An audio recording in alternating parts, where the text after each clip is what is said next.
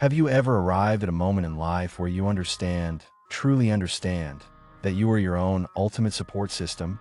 It's a profound and sometimes startling realization that can dawn as we gather more years. The network of emotional and practical help we assumed would always be there, from family, begins to change, diminish, or sometimes vanish entirely. Adult children are consumed by their own demanding lives. Brothers and sisters face their own mounting health concerns. Dear friends relocate, become ill, or pass away. And in the quiet that follows, you might find yourself asking, when I really need help, who can I count on? That question can feel like a sudden, solid wall if it meets you unprepared. But here's the empowering part. You can absolutely prepare. You have the ability to construct a life at 70, 80, or beyond that feels resilient, centered, and secure, irrespective of who remains by your side. This conversation isn't about cultivating resentment. It's about cultivating wisdom, because the truest, most dependable support, the kind you can lean on at 2 in the morning or on a solitary Tuesday, frequently doesn't originate from relatives. It springs from 5 other well springs that many people fail to notice until the opportunity has slipped by. These 5 elements are the genuine, underpinning architecture of serene, self-directed life in your 8th decade and after. They are the hushed, potent forms of sustenance that do not let you down. They do not drift away, and they never make you feel like an inconvenience. Please stay with me, because what I will share next could fundamentally alter your perspective on aging and reveal the immense strength you actually hold within. Now, let's begin. Number 1, your physical capability. When you are in your 70s, the power to move on your own terms, freely, independently, without always needing a hand, is about far more than just walking. It is about autonomy. It is about self-respect. And in a very significant way, it is the most crucial form of support you can possess that is entirely yours to command. Physical capability means you can rise from your bed unassisted. It means you can prepare a nourishing meal for yourself, stretch to a high shelf for a special plate, or step outside your door to taste the fresh dawn air without depending on someone else's schedule. That is authentic power. That is command over your own daily existence. And most significantly, that is a type of emotional bolstering that rarely gets discussed because it fills you with a deep-seated confidence and diminishes anxiety. When your body can answer your commands, you fret less about becoming a burden to others. Let's speak plainly. Maintaining capability after 70 does not imply training for triathlons or performing acrobatics. It signifies safeguarding your joints, preserving your equilibrium, and sustaining enough muscle strength to trust your own 2 feet. Seemingly minor habits, a daily morning stretch, a 15-minute walk around the neighborhood, using lightweight resistance bands, can have a transformative impact, and it is never too late to commence. A great many individuals believe that a decline in mobility is an unavoidable fate. It is not. In fact, the body operates on a principle of use it or lose it. The more you gently push it, the more it fights to maintain its function. Your physiology responds to your actions far more than it does to the number of candles on your birthday cake. Psychologically, physical capability battles one of our deepest fears. A significant number of older adults harbor a dread of helplessness. When your body grows dependent, your mind often begins to contract in tandem. You start to doubt your own capacities. You cease arranging outings. You say no to travel. You refuse invitations. Not because you lack interest, but because you are afraid you won't be able to cope. That isn't just aging. That is a gradual retreat from life. And you do not have to accept that existence. Consider Arthur, a 79-year-old gentleman I know from my community. He walks measured laps around the local pond each morning, aided by a walking stick, regardless of the weather. I asked him on one occasion why he was so devoted to this ritual. He told me, "The day I stop making this walk is the day I begin waiting for someone to help me live. I don't want to wait. I intend to live." His mobility isn't what it was at 40, but it is his, and it provides him with profound tranquility. He drives himself to the market, visits his old colleagues on weekends, and steps up onto his porch with unmistakable pride, not because someone installed a ramp for him, but because he made a conscious decision to never stop moving. The reality is this: when you invest in your physical self, Even in modest ways, it repays you with a degree of liberty that many don't fully appreciate until it is threatened. Family may not always be available to drive you to the doctor or assist you if you take a stumble. But if your legs are robust, your core is engaged, and your balance is sound, you can postpone those needs. You can retain your independence far longer than societal expectations might suggest. And that generates a profound confidence, not merely in your body, but in your spirit. So if you've been feeling a bit more stiff or less strong lately, that's all right. There's no need for criticism. Just start from exactly where you are. Move a little more today than you managed yesterday. Stretch while your tea is steeping. Take one additional loop through your living room and kitchen. Because each minor effort constructs something major, your own dependable foundation. A foundation that walks right alongside you, every single step you take, regardless of who else is present. Number 2, streamline finances. When you enter your 8th decade, a profound sense of security doesn't stem from the total figure in your bank account. It springs from the clarity of knowing precisely what you have, what you require, and how to live comfortably within your means, free from fear or any sense of shame.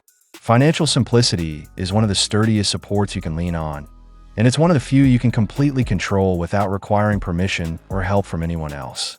You see, complex, tangled finances become a heavy emotional weight. Juggling numerous bank accounts, attempting to monitor myriad subscriptions, or feeling swamped by credit card statements isn't just stressful. It erodes your fundamental sense of stability. And in later life, stability isn't a luxury. It's a necessity for well-being. Because no matter how much your family may care for you, they cannot untangle financial chaos for you. But a clear, straightforward plan can support you through difficult times, like a steadfast staff for your peace of mind. And here's the element most people miss. Simplifying your finances does not mean relinquishing control. It means seizing it. It allows for a modest, manageable lifestyle that suits you, not an image promoted by others. It is the freedom to purchase what you need without agonizing over every penny. It is akin to organizing a cluttered attic. Once order is established, your mind can finally relax. From a psychological standpoint, financial simplicity eliminates one of the most significant sources of anxiety. Countless older adults lose sleep at night, worrying, will my money outlast me? Or what if I can't afford in-home care one day? These quiet fears can be more debilitating than physical pain. But when you understand exactly where your money is going, when your spending is deliberate and your essentials are covered without strain, you sleep more soundly. You carry yourself with more assurance. You feel an unshakable steadiness. Let me share a story about my friend Beatrice, a 76-year-old former teacher. After her husband died, she consulted a financial advisor and chose to radically simplify. A smaller home, streamlined bills, a single credit card, and no unused monthly services. She confided in me. I used to feel a knot in my stomach when the mail arrived. Now I open every bill with a calm mind and a quiet heart. She even began a modest savings jar she calls her independence fund, just a few dollars at a time. But it symbolizes her command over her finances, not the other way around. What Beatrice achieved wasn't a complex financial strategy. It was a conscious choice, a quiet, deliberate decision to simplify her economic life so she could concentrate on living fully, not merely surviving. And here's the most empowering part. When your finances are straightforward, you require fewer people to interpret or manage them for you. You don't need to phone your daughter every time a confusing bill arrives. You don't have to wait for a relative to decipher complicated paperwork. You can manage it yourself. You are in the captain's chair. So if your financial situation feels overwhelming right now, pause and take a gentle breath. You are not alone in this, and you don't need a vast fortune. You simply need crystalline clarity. Cancel services you no longer use. Consolidate accounts where possible. Write down your income and your expenditures. Make it so simple you could easily explain it to a neighbor over a cup of tea. Because ultimately, true peace isn't found in the size of your portfolio. It's found in the certainty of knowing. If you're finding value in this video and are still following along, please comment number 2 below to let me know you're here. And if you haven't subscribed to the channel yet, I encourage you to hit that subscribe button and turn on the notification bell so you won't miss any of our future content. Your support in app enables us to keep producing material that aims to inform and uplift you. Now, let's continue. Number 3, a steadfast wellness practice. In your 70s and beyond, your most reliable support isn't your children, your neighbors, or even your physician. It is the daily, non-negotiable habits that form your wellness practice. I'm not referring to fad diets or exhausting workout regimens. I mean the small, consistent actions you perform each day to maintain your physical and mental well-being. This is the essence of self-reliance, and it constructs genuine independence. Because when your body feels stable, your spirit inevitably follows. Many individuals wait for a health scare before they begin prioritizing their well-being. But that is like attempting to repair a leaky boat in the middle of a storm. It's a reactive struggle that keeps you in a state of constant emergency. A consistent practice flips that script. It makes you the proactive author of your health. When you take a daily walk, drink enough water, perform your stretches, take medications on schedule, and choose foods that nourish you rather than just fill you, you are establishing a rhythm of self-respect. And that rhythm carries you forward on days when your motivation is lacking and your body feels weary. There is an underestimated strength in routine, particularly in our later chapters. Psychologically, routines lower anxiety because they eliminate the fatigue of constant decision-making. You no longer debate, should I do this today? You simply do it. That predictability creates a foundation of stability, which in turn builds deep-seated confidence. And confidence is what prevents you from feeling like a burden to others. It allows you to state, I am capable, I am active, and I am still taking excellent care of myself. Let me tell you about Charles, an 82-year-old retired engineer I greatly admire. Every single morning at 6:30 a.m., he prepares a pot of herbal tea, performs 10 minutes of gentle yoga, takes his morning supplements, and then walks for 25 minutes in his garden. He told me once, this routine isn't about adding years to my life. It's about adding life to my years. It's my way of affirming that I still matter. That statement stayed with me because Charles's practice isn't solely about physical health. It's about identity. It's about staying connected to the part of himself that chooses to actively participate in life, regardless of his age.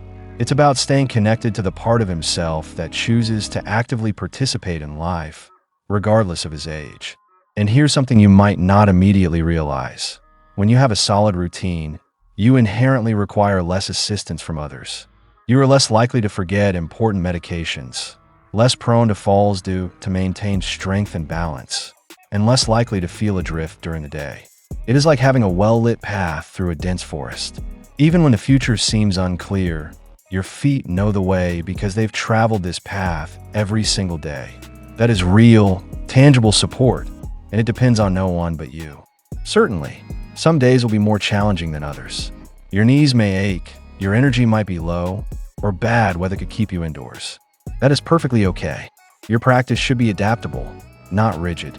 What truly matters is not flawless execution, but gentle consistency. A short walk indoors, a few minutes of deep breathing by an open window, ensuring you drink a full glass of water before bed. These are not monumental tasks, but collectively, they form a safety net that catches you, supports you, and helps you move forward with grace and resilience. So if you've been feeling stagnant or have let your healthy habits slide, begin modestly. Choose one habit, one single action, because every time you honor that commitment to yourself, you are demonstrating that you are your own most important caregiver. And that is a form of support that is utterly unassailable and permanent. Number 4, emotional fortitude. If there is one inner resource that becomes increasingly precious with age, it is emotional fortitude, not money, and not even perfect health.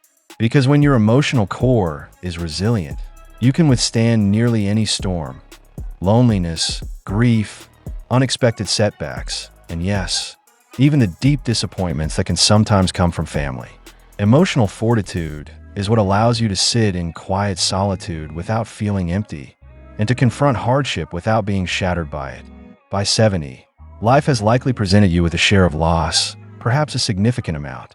The passing of a partner, children leading their own lives at a distance, the natural decline of your physical self.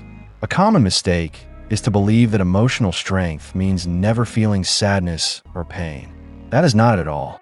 Emotional fortitude is about feeling those deep emotions fully, but not allowing them to define or drown you. It is about permitting sorrow to move through you, not to take up permanent residence within you. This type of resilience doesn't come from pretending everything is fine.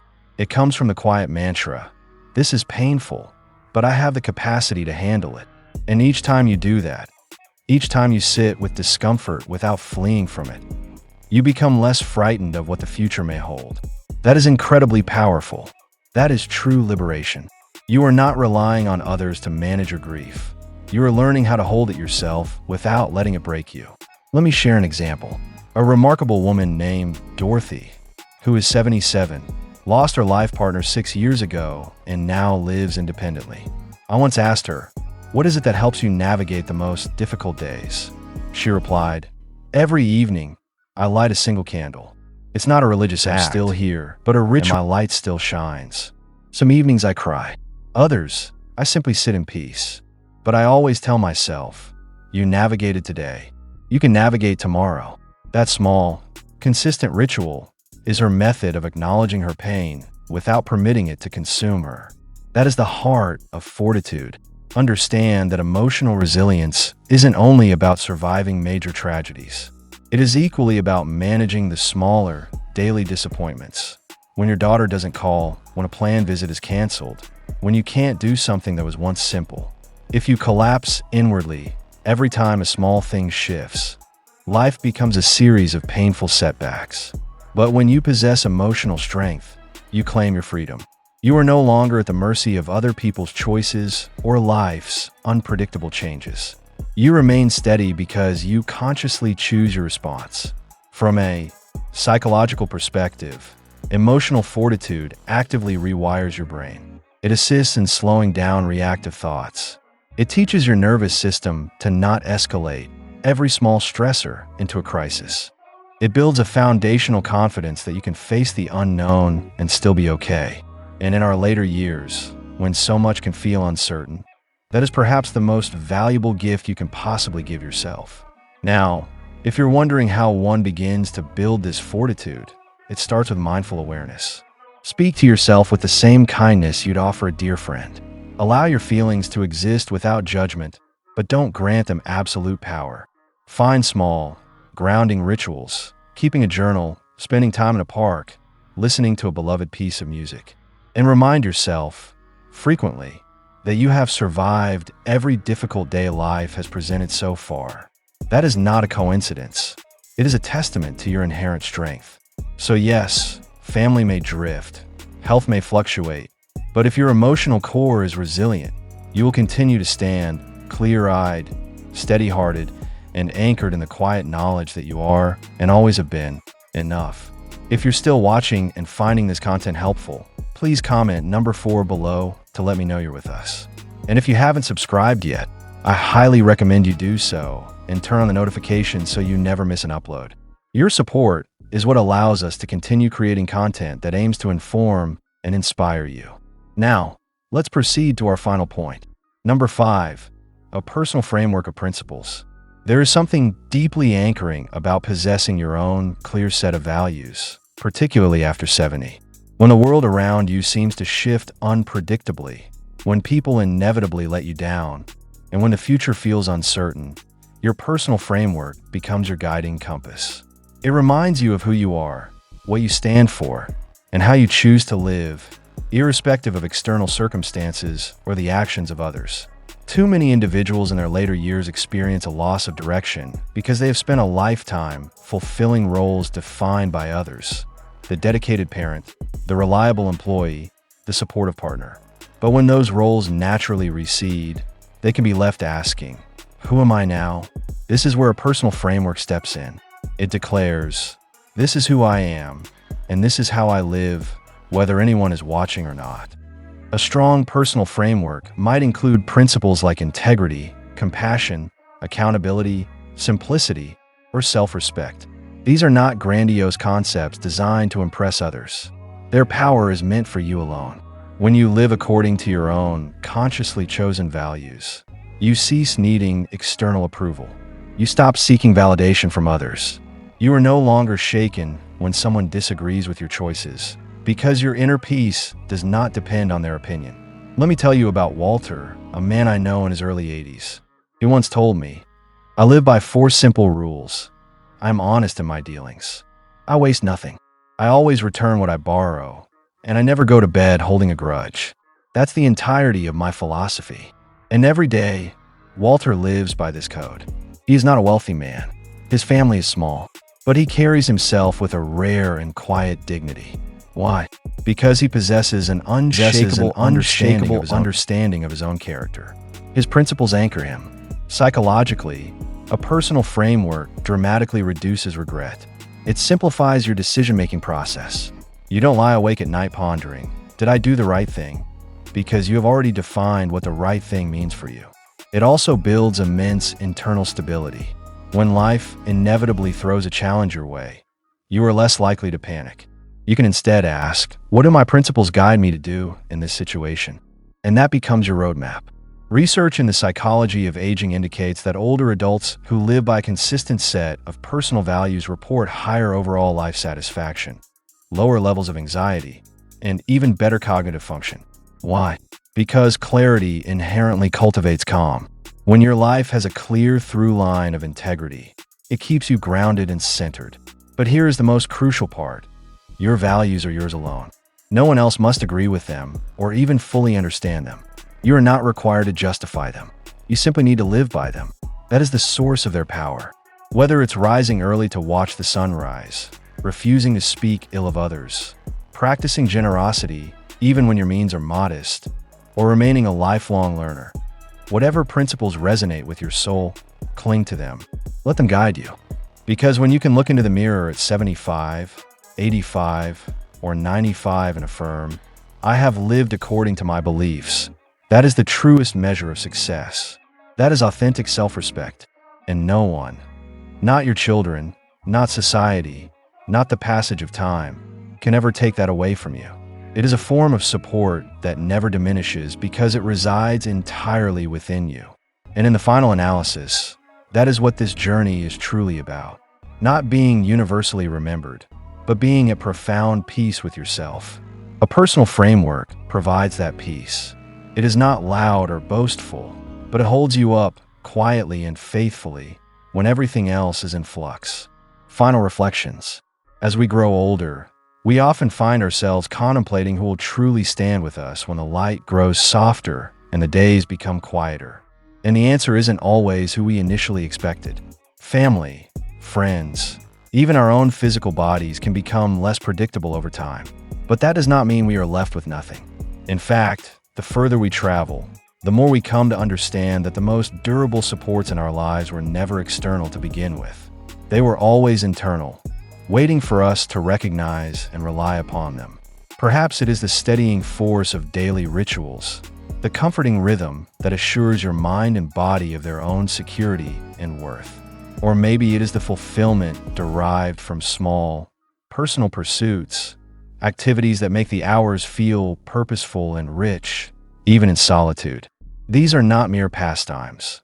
They are vital connections to your own sense of identity and meaning. Then there is the essential practice of physical self-care. Something as fundamental as maintaining leg strength or preparing balanced meals can define the boundary between independence and dependence. It's a truth we may sometimes resist, but it is also the truth that grants us the greatest agency over our quality of life. Caring for your vessel is not an act of vanity. It is an act of profound wisdom. We also discuss the necessity of a nimble mind, staying engaged, curious, and open to new ideas and experiences. When your mind continues to expand, so does your sense of relevance and adaptability. You don't fade into the background. You learn, you adjust, you continue to grow in ways that can surprise even you.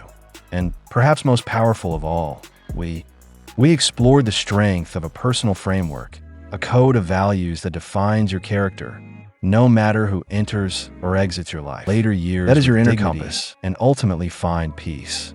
So what is the central message here?